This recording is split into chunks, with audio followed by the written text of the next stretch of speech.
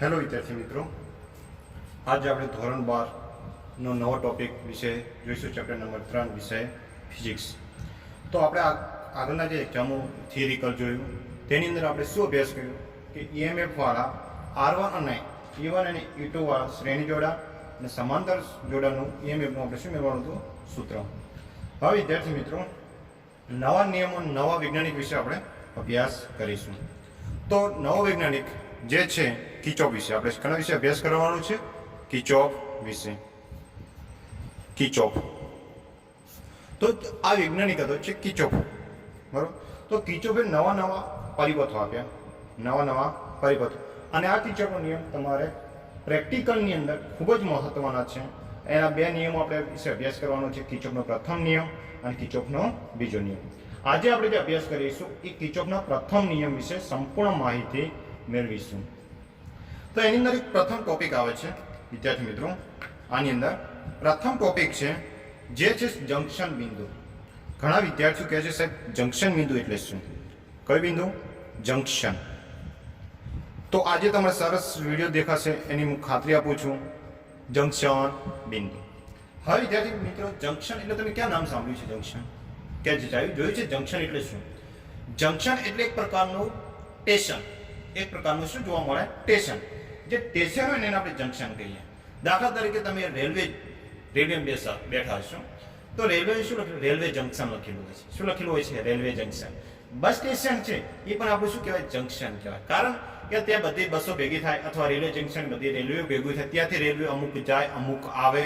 તો બસ સ્ટેશનમાં આપણે કેવું હોય કે અમુક બસો આવે અને અમુક બસો જાય, જેને આપણે જંકશન સ્ટેશન કહીએ. સ્ટેશનનો અર્થ શું થાય? જંકશન થાય. શું થાય વિદ્યાર્થી મિત્રો? જંકશન. તો આપણે જંકશન બિંદુ વિશેની વ્યાખ્યા જોઈએ. ચલો, જંકશન એટલે કે નેટવર્કમાં કોના વિશે? નેટવર્કમાં જે બિંદુ પાસે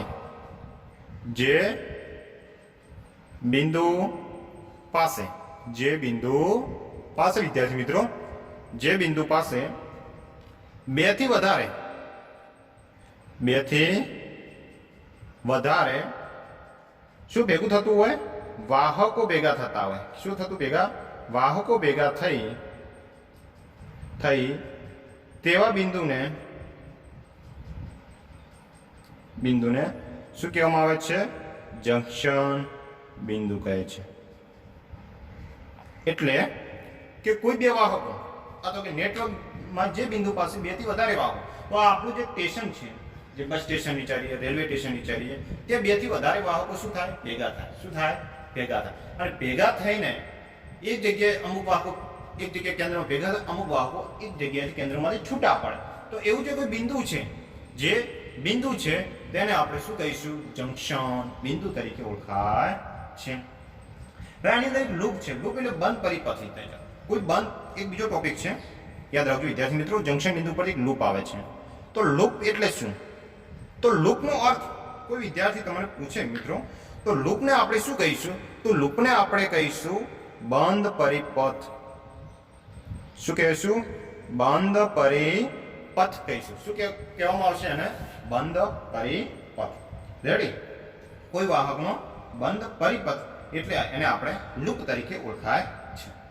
હવે વિદ્યાર્થી મિત્રો, જ્યારે કિર્ચોફનો નિયમ આપણે સમજતા હોય, ભણતા હોય, ત્યારે એની અંદર ખૂબ જ મહત્વના પરિબળો હોય. એની અંદર ખૂબ જ શું હોય? મહત્વના પરિબળો. એ મહત્વના પરિબળો આપણે ખૂબ જ ધ્યાન રાખવા જોઈએ અને તે યાદ હોવા જોઈએ. તો કિર્ચોફનો નિયમ સમજતા પહેલા યાદ રાખજો, કિર્ચોફનો નિયમ સમજતા પહેલા તો એ લખી દઉં, કિર્ચોફનો નિયમ સમજતા પહેલા તેની અગત્યતા, તેની સત્ય હકીકતો અથવા અગત્યતા, હું લખું હકીકતો આપણે આવડતી હોવી જોઈએ. તો કે કિર્ચોફનો નિયમ સમજતા પહેલા આપણે શું આવડતું હોવું જોઈએ? એની હકીકતો આવડતી હોવી જોઈએ. કે આપણે હકીકતમાં કેવું હોય? તો હકીકત કેવી હોય કે કોઈ બંધ પરિપથ હોય. શું હોય? બંધ પરિપથ. તો કોઈ વાહકની અંદર જે પ્રવાહ પસાર થાય એને આપણે પ્રવાહને કઈ સંજ્ઞા વડે દર્શાવીશું? આઈ સંજ્ઞા વડે. કઈ સંજ્ઞા વડે દર્શાવવામાં આવે છે? તો વિદ્યાર્થી મિત્રો, આઈ સંજ્ઞા વડે એને શું કરવામાં આવે છે? દર્શાવવામાં આવે છે. હવે વિદ્યુત કોષોમાં આપણે આગળ જોયું કે ધન ધ્રુવ P અને ઋણ ધ્રુવ N કહીએ છીએ. સમજણ પડી? તો કે વિદ્યુત કોષોની જે આપણે ધન ધ્રુવ હોય શું હોય? ધન ધ્રુવને કઈ તરીકે ઓળખીએ? P અને ઋણ ધ્રુવને આપણે કઈ સંજ્ઞા વડે દર્શાવીશું? N વડે શું કરવામાં આવે? એને દર્શાવવામાં આવે છે. હવે આપણે કે જ્યારે વિદ્યુત કોષોની આપણે આકૃતિ દોરી હતી, આપણે શું દોરી હતી? વિદ્યુત કોષોની હું અહીંયા થોડું સમજાવવા માટે ફરીથી ઓકે. અહીંયા બે આપણે વાહકો એનોડ અને ધન, અહીંયા આકૃતિ આવી હતી. અહીંયા આપણે શું કીધું હતું? આ છેડાને P કીધા હતા અને આ છેડાને આપણે N કીધા હતા. રેડી? ધન ધ્રુવ અને ઋણ. તો આ બંને વચ્ચેનું આપણે શું જાણવું હતું? વિદ્યુત સ્થિતિમાન એટલે કે V જાણવો હતો. શું જાણવો હતો? વિદ્યુત સ્થિતિમાનનો V જાણવો હતો. રેડી? તો આ વિદ્યુત સ્થિતિમાનનો V જાણવા મળે તો આપણે સૂત્ર હતું. તો આપણે સૂત્ર શું મળતું હતું કે V એ ચલો Vp, ચલો વિદ્યુત સ્થિતિમાન છે એટલે Vp માઇનસ Vn. P અને N છેડા વચ્ચેનો વિદ્યુત સ્થિતિમાન. ચલો P અને N છેડા વચ્ચેનો વિદ્યુત સ્થિતિમાન કેટલો થાય? તો આપણે પ્રવાહ પસાર કરીએ તો વિદ્યુત કોષ કેટલો હોય? I છે. EMF ઓનું EMF કેટલું થાય? અહીંયા આપણને અહીંયા તો E મળે છે. કેટલું મળે છે? E માઇનસ N છેડા પ્રવાહ વિરુદ્ધ દિશામાં થતો તો કે IR મળતો. કેટલો મળતો હતો? IR. ચલો વિદ્યુત સ્થિતિમાન કેટલો મળ્યો? V equal to E minus IR મળ્યો. કેટલો મળ્યો વિદ્યુત સ્થિતિમાન? V equal to E minus IR. જો કોષમાં હોય તો પ્રવાહ P થી N જઈએ, યાદ રાખજો. જો કોષમાં પ્રવાહ P થી N જઈએ, આપણે આગળ ગયા N થી P આયા. આની ઘટના શું થઈ કે આપણે N થી P તરફ આયા. પણ દાખલા તરીકે P થી N તરફ જઈએ. કઈ તરફ જઈએ? P થી N તરફ જઈએ. એટલે કે અહીંથી આ બાજુ આપણે પ્રવાહ પસાર કરીએ તો આપણે વિદ્યુત સ્થિતિમાન કેટલો મળે? તો V equal to E plus IR. Ready? સમજણ પડી બંને હકીકતોમાં? ચલો પડી ગઈ હશે. ફરી દેવું હોય તો પાછળ જવાનું તો સ્ક્રીનશોટ પણ પાડી દેજો. આ ખૂબ જ મહત્વનું છે, મજા આવશે, ખૂબ જ ઇઝી થિયરી છે. તો આપણે N થી જો P તરફ જઈએ, N થી P તરફ જઈએ તો V equal to E minus IR આવે. અને N થી P તરફ અને P થી N તરફ જઈએ તો V equal to E plus IR જેટલો વિદ્યુત સ્થિતિમાનનો તફાવત જોવા મળે છે. રેડી વિદ્યાર્થી મિત્રો? આ હતું જંકશન બિંદુ, જે આપણે ખૂબ જ મહત્વનું છે, જે આપણે આવડતું હોવું જોઈએ. શું કરવું પડે? આવડતું હોવું જોઈએ. એવું ના થાય કે તમને ન આવડે. હવે આપણે આગળ એક થિયરી જોઈએ. હેલો વિદ્યાર્થી મિત્રો, હવે આપણે જોઈએ કિર્ચોફનો પ્રથમ નિયમ લખો અને સમજાવો. ખૂબ જ મોસ્ટ આઈએમપી પ્રશ્ન, જે ઘણી એક્ઝામોની અંદર ખૂબ જ રીતે પૂછાઈ ગયો છે, તો આપણે આવડતો હોવો જોઈએ. તો પ્રથમ નિયમ, જટિલ વિદ્યુત પરિપથમાં, યાદ રાખજો, જટિલ વિદ્યુત પરિપથમાં, યાદ રાખજો, જટિલ વિદ્યુત પરિપથમાં કોઈ પણ જંકશન આગળ, કોઈ પણ જંકશન આગળ, યાદ રાખજો, કોઈ પણ જંકશન આગળ દાખલ થતા, કોઈ પણ જંકશન આગળ દાખલ થતા પ્રવાહોના સરવાળો, યાદ રાખજો, પ્રવાહોનો સરવાળો જંકશનની બહાર નીકળતા, યાદ રાખજો, જંકશનની બહાર નીકળતા, જંકશનની બહાર નીકળતા પ્રવાહોના સરવાળા, પ્રવાહોના સરવાળા બરાબર થાય છે. રેડી? પ્રશ્ન શું હતો કે જટિલ વિદ્યુત પરિપથમાં કોઈ પણ જંકશન આગળ, કોઈ પણ જંકશન આગળ દાખલ થતા પ્રવાહનો સરવાળો, હું એક આકૃતિ દોરું જે એનો બીજો પણ નિયમ લખાઈ દઉં તમને. ચલો બીજો નિયમ શું છે? ચલો એના સિવાય બીજો પણ એક નિયમ છે, એ પણ આવડતો હોવો જોઈએ. તો પ્રશ્ન બીજો છે, બીજો નિયમ કે જંકશન પાસે,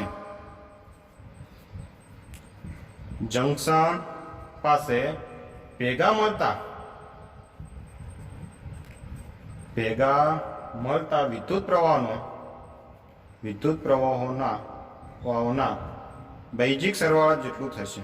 બૈજિક સરવાળો કેવો મળશે? શૂન્ય થાય છે. આ પણ કિર્ચોફનો પ્રથમ નિયમ છે. તો આ બંને નિયમો આપણને યાદ હોવા જોઈએ કે એક જટિલ વિદ્યુત પરિપથમાં કોઈ પણ જંકશન આગળ દાખલ થતા પ્રવાહનો સરવાળો, જંકશનની બહાર નીકળતા પ્રવાહનો સરવાળો બરાબર થાય છે. બંનેની આકૃતિ દોરીશું, બંને કઈ રીતે આપણે સમજીશું તે પણ આપણે જોઈએ. ચલો કોઈ એક હું જંકશન દોરું, કોઈ એક પરિપથ, વિદ્યુત પરિપથ દોરીએ. મજા આવશે વિદ્યુત પરિપથ દોરવાની. ચલો વિદ્યુત પરિપથ દોરીએ. તો અહીંયા હું કોઈ વિદ્યુત પરિપથ દોરું. તમને દેખાય છે વિદ્યાર્થી મિત્રો? રેડી. અહીંયા એક વિદ્યુત પરિપથ દોરું. ખાલી શાંતિથી જોવું, ખાલી વિદ્યુત પરિપથ જ દોરું, કાંઈ કરતો નહીં.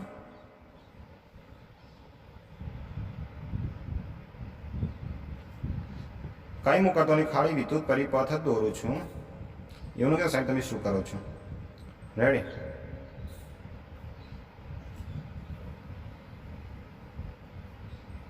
રેડી. આ તમે એક વિદ્યુત પરિપથ દર્શાવ્યો. ચલો બે વિદ્યુત કોષો પણ દર્શાવ્યા, બે વિદ્યુત કોષો પણ દર્શાવ્યા. ચલો નામ આપી દઈએ આપણે કોઈ પણ બિંદુ ઉપર. ચલો અહીંયા એ નામ આપ્યું. રેડી. અહીંયા દાખલા તરીકે હું બી નામ આપું છું. ચોપડી પ્રમાણે આપણે સી નામ આપીએ, અહીંયા આપણે એચ નામ આપીએ, અહીંયા ડી નામ આપીએ, ઈ નામ આપીએ. અહીંયા મેં અમુક અમુક જગ્યાએ શું કર્યું, નામ આપી દીધા. શું કર્યા હે? નામ આપ્યા હે. અહીંયા હું એફ નામ આપું. રેડી. આવી રીતે નામ આપ્યા. દરેક બિંદુએ શું આપી દીધા? એમના નામ આપી દીધા. હવે અહીંથી આપણે પ્રવાહ દર્શાવી. શું દર્શાવવામાં આવે છે? પ્રવાહ દર્શાવી. હવે પ્રવાહ એક બિંદુ વિચારીએ આપણે, કોઈ એમાંથી બહાર નીકળે પ્રવાહ. ચલો પ્રવાહ દાખલા તરીકે આ એ બિંદુમાંથી પ્રવાહ બહાર નીકળે. ચલો અહીંયા સમાંતર જોડાણ આપ્યું.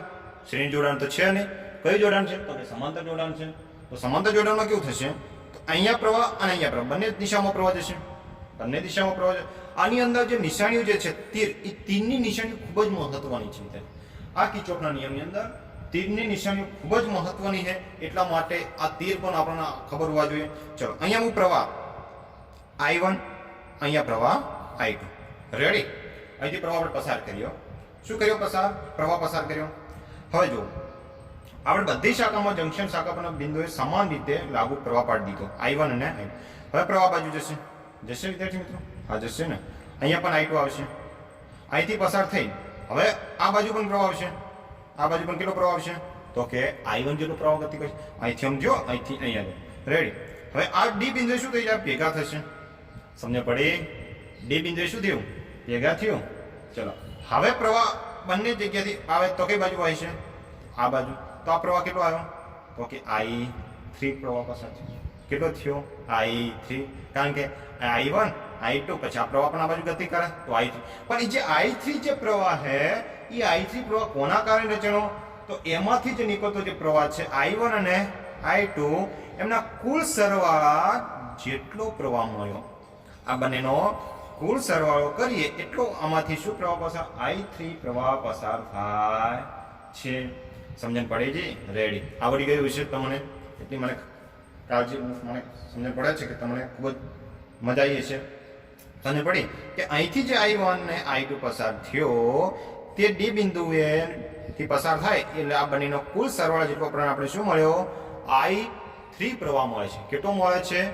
I3 જેટલો પ્રવાહ આપણને મળે છે. હવે કોઈ સ્થાયી પ્રવાહ માટે આપણે વિચારીએ કે કોઈ સ્થાયી પ્રવાહ માટે જંકશન કે શાખાના કોઈ બિંદુ આગળ વિદ્યુત ભારોનો સંગ્રહ કે નાશ થતો નથી. એ પણ યાદ રાખજો કે કોઈ સ્થાયી પ્રવાહ માટે, કયા પ્રવાહ માટે? સ્થાયી પ્રવાહ માટે. તો કે સ્થાયી પ્રવાહ માટે કેવું હોય? તો કે સ્થાયી પ્રવાહ માટે કે કોઈ બિંદુ આગળ વિદ્યુત ભારનો સંગ્રહ કે નાશ થતો નથી. યાદ રાખજો વિદ્યુત ભાર સંરક્ષણનો નિયમ કહે છે.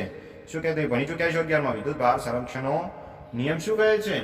કે કોઈ પરિપથ બિંદુ પર વિદ્યુત ભારનો સંગ્રહ પણ પામતો નથી, ઉદ્ભવતો પણ નથી, નાશ પામતો નથી. કોના નિયમ ઉપર નક્કી થાય? તો વિદ્યુત ભાર સંરક્ષણના નિયમ.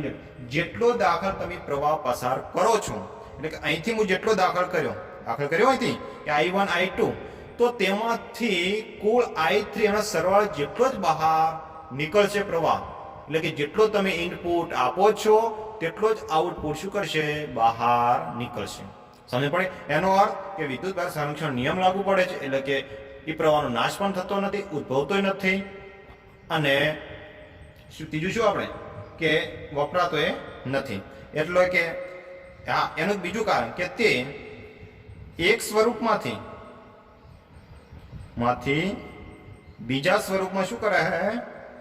રૂપમાં રૂપાંતર કરે છે. શું કરે છે? રૂપાંતર કરે છે. તો કે એક સ્વરૂપમાંથી બીજા સ્વરૂપમાં શું કરે તે રૂપાંતર કરી શકે છે, એ આપણને આવડતું હોવું જોઈએ. તો આપણે એવા કોઈ પણ બિંદુ આગળ h જઈએ તો પણ એમના કુલ આવા તો તમે i3 i1 પ્લસ i2 તેમ 4 છેડાઓ પસાર કરો. કે અહીંયા દાખલા તમે બીજા પણ આવી રીતે આકૃતિ દોરીએ, એક અહીંયા આપણે 2 આવી રીતે પણ કરો. રેડી? તો બધા એક જગ્યાએ ભેગા કરીએ અને આમાંથી આપણે પસાર કરીએ. અહીંયા જોઈ અને અહીંથી અહીંયા પસાર કરીએ. આ બધા તો i1 i2 i3 અને i4. રેડી? તો આપણે i5 જે મળે છે એ i5 એમના i1 plus i2 plus i3 plus i4 ના કુલ સરવાળો જેટલો આપણે શું મળશે? તો i5 જેટલો પ્રવાહ મળશે. હવે આપણે એક બીજો નિયમ હતો. ચલો, બીજો નિયમ શું હતો? કે જંકશન પાસે ભેગા મળતા. કિર્ચોફનો પ્રથમ નિયમ એ જ છે, એના જેવું છે પણ ખાલી રીત અલગ છે. તો જોઈએ, મજા આવશે. કે જંકશન પાસે ભેગા મળતા વિદ્યુત પ્રવાહનો બૈજિક સરવાળો કેવો થાય? શૂન્ય થાય છે. તો હું એની આકૃતિ દોરું.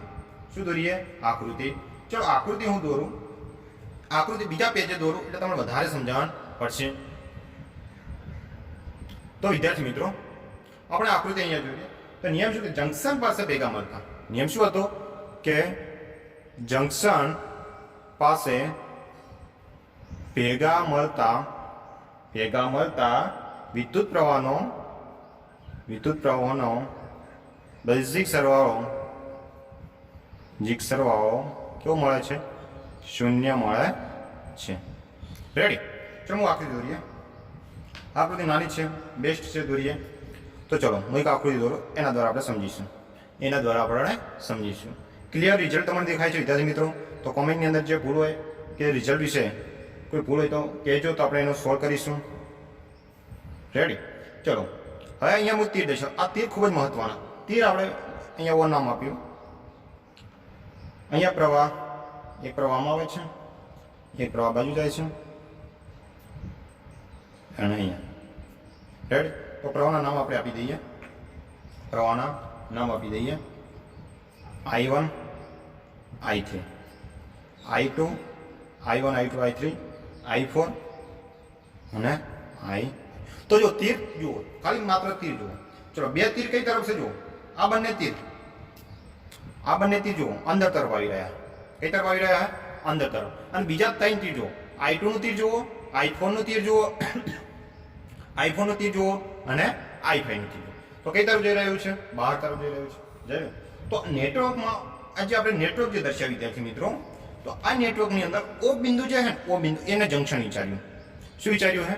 ઓ બિંદુને જંકશન વિચાર્યું, એટલે કે સ્ટેશન છે. તો કે બે રેલવે ગાડી અંદર આવીને 3 રેલવે ગાડી કઈ જઈ રીતે બહાર તરફ જાય. એક પાટણ જાય, અમદાવાદ જાય, ભાવનગર જાય, અને એક થરાથી આવે રેલવે પાટણની અંદર, એક ક્યાં આવે? રાધનપુરથી આવે. બરોબર? 3 રેલવે બહાર જાય, 2 રેલવે અંદર તરફ આવે. રેડી? તો જુઓ આપણે અહીંયા. તો કે જંકશન પાસે મળતા વિદ્યુત પ્રવાહ અનુક્રમે તમને આપી દીધા. કુલ વિદ્યુત પ્રવાહ કેટલા આપી દીધા અનુક્રમે? i1 i2 i3 i4 અને i2. કુલ પ્રવાહ કેટલા દર્શાવ્યા? 5 દર્શાવ્યા.